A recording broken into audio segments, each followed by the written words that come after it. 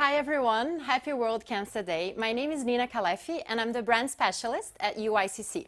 Today, I'm here to talk about a very important topic with a very special guest. So we're going to talk about the importance of nutrition during and after cancer. I'm going to call Alda Daniela García Guzmán. How are you, Daniela? How are you? Hi, Nina. How are you? I'm fine. And you? I'm good. So we're gonna get started. Just so I introduce her very briefly, she lives in Mexico City. Alda is a nutritionist and she works in the oncology department at the National Pediatric Institute. So let's get started. So Alda, can you tell us a bit about the importance of nutrition for those living with cancer? Sure, Nina.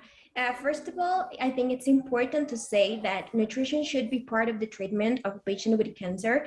Most of the times we're just like, they just need chemotherapy, they just need radiotherapy, but no, they need nutrition because in some part, the cancer is a metabolic disease.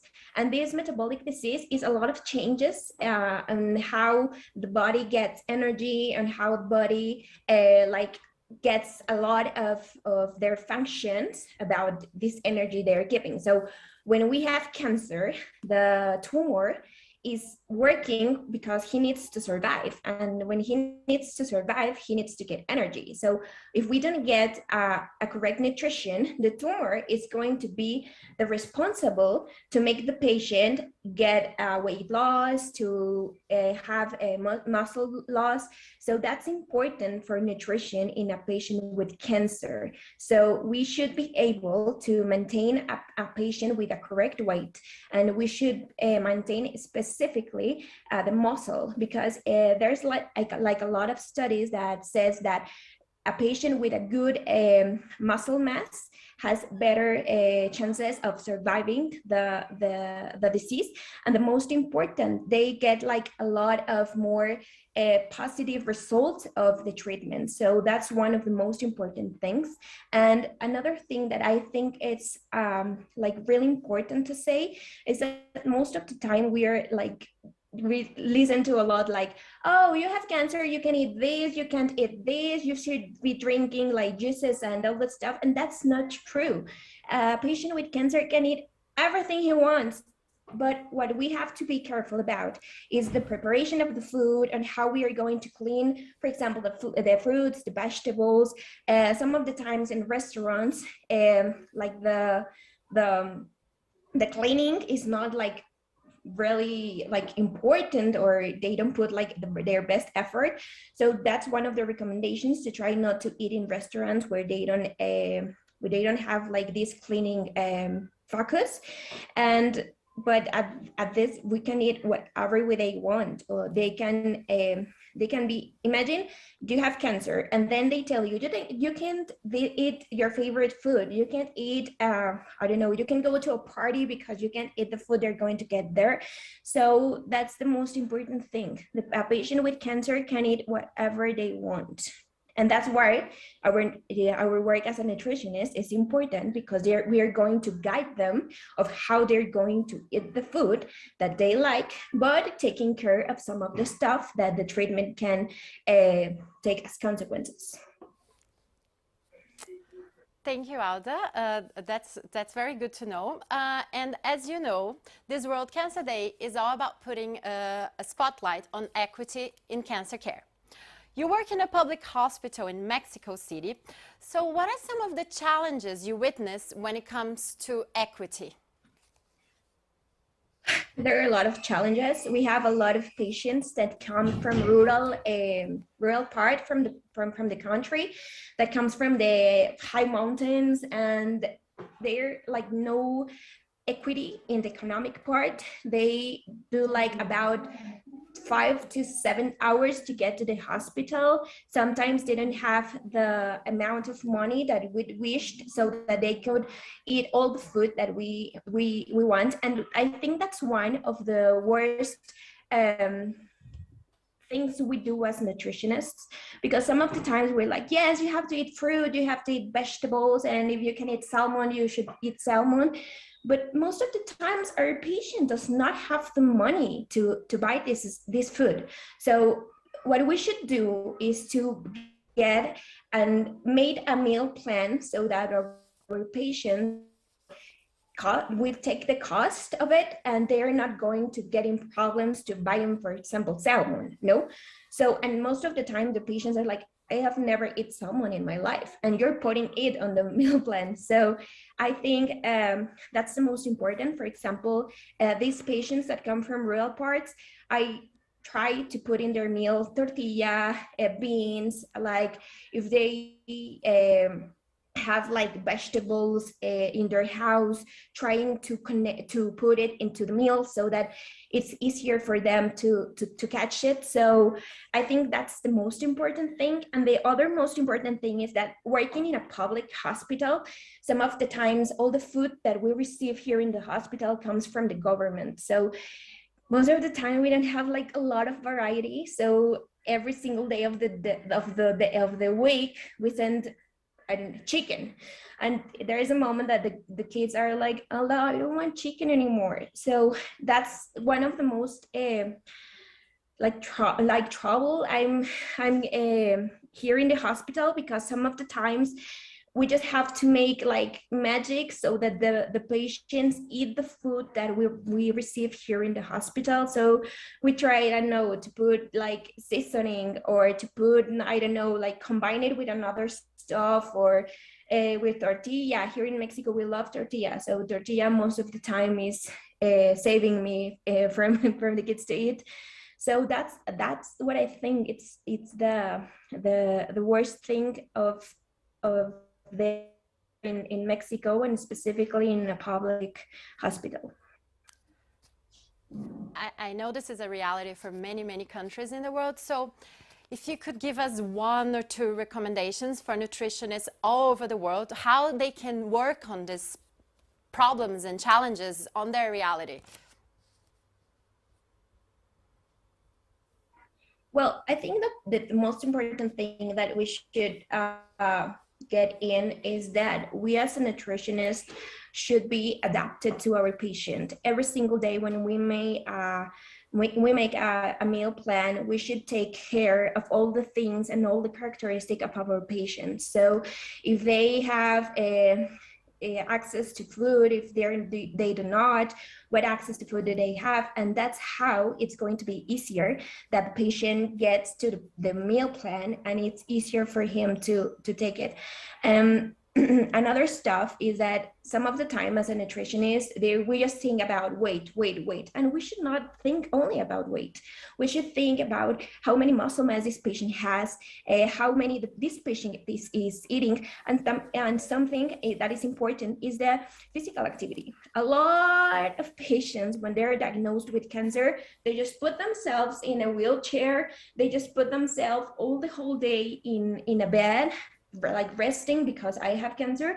That's not excuse. If you have cancer, you can do whatever you want. You can do your things about like everything you do in your daily life. You should do it normally. Obviously, when there's treatment and you feel like a little bit tired and you feel like weak, okay, it's okay that you feel weak 2 or 3 days a week. But if you don't, do the things you need. If you want to go exercise, go and do exercise. And that thing that I think is one of the most important things about nutrition, because most of the time we say, oh yes, we have to do a plan with a lot of protein. But if the patient is not moving and the patient is not like taking advantage of this meal high in protein because he's not moving, this is not going to work the way we want to work. So it is important to always recommend our patients to do exercise, to have physical activity. Only a walking of 20 minutes is enough for a patient cancer. So I think it is one of the most important. And the other one, obviously, that we should make the meal plan according to the characteristic of our patients, and we should always do it individualized. We have a lot of patients and everybody is different, so every meal plan should be individualized. It's really so important to analyze the needs of that patient and really give a tailored meal plan, and with exercise, with water. It's a very comprehensive plan that we need for them. So we've been talking about nutrition and how this can improve their lives.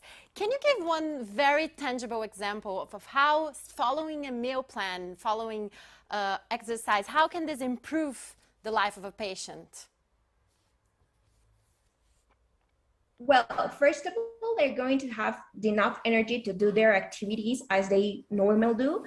The other one is that we are going to have the energy to fight the disease. And the most important, that we're going to have the energy so that the chemotherapy, like all the treatment that the medicals are going to use, to work better. It has been seen that a patient that has a good nutritional status has better results about the treatment. That's one. And about the exercise, most of the time when they do not do exercise or they lose muscle mass, what is like the most important is they got weak, they forgot like sometimes how to walk, and they become dependent of their families. No, so this part of nutrition and this part of exercise make the patients have like independence of do whatever they want. And most of the time I see, and my patients is like, I want to go to the bathroom, and the mom is like, oh yeah, okay, I'll take you to the bathroom. He's walking perfect, right? Where he can go to the bathroom alone. No, so that's the most important. I think independence, and I think like the results from the treatment is one of the most important targets of nutrition. And there's like a lot of symptoms associated to the chemotherapy and the radiotherapy, and we can help them with food to diminish these symptoms. So for example, I don't know, nausea, okay, with pop cycles or with fruit, with frozen food, we can diminish the symptom. Or for example, there are a lot of chemotherapies that can reduce the lactose tolerance. So we can use like a different dairy product so that they could still eat dairy products, but with taking care of this lactose intolerance. So there's a lot of things we can do with food, and I love food because of that, because the food could be preventive, could be helping to the medical treatment. So I think that's the most important thing about nutrition in a patient with cancer. Thanks, Alda.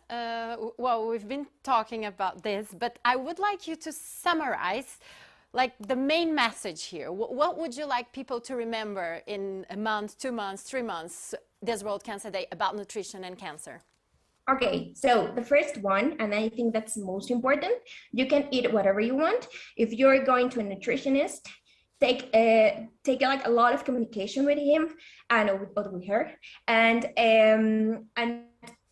you should be eating what you want. You should not be taking food from your meals, and you just have to take like a lot of communication with the nutritionist so that she could help you to go like, yes, you can eat this or you can eat it this way, but there is important that you can eat and you can still be pleased about eating.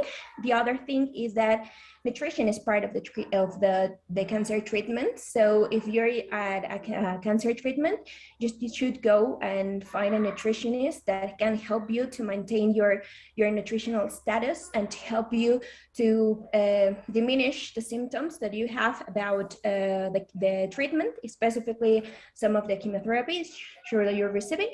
And the other thing is exercise. Exercise is basic for a patient with cancer. You can live your life wherever you want and how you were living before the cancer. So I think that's the 3 most important things.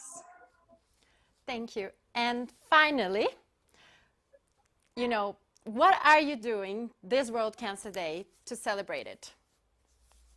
Well, it's early here in Mexico. It's only 10:15 here in Mexico, so it's early, and I'm here at the hospital where I work. So I'm going to celebrate with my patients, and that's like the I love the most, to see them and to talk to them. And I think that's the way I'm going to celebrate these days, and obviously fight cancer with food. I think that's the most important thing. Thank you so much, Alda. It was lovely, and I hope we can be in touch. And I hope this was helpful to all the nutritionists and cancer patients all around the world. Thank you so much.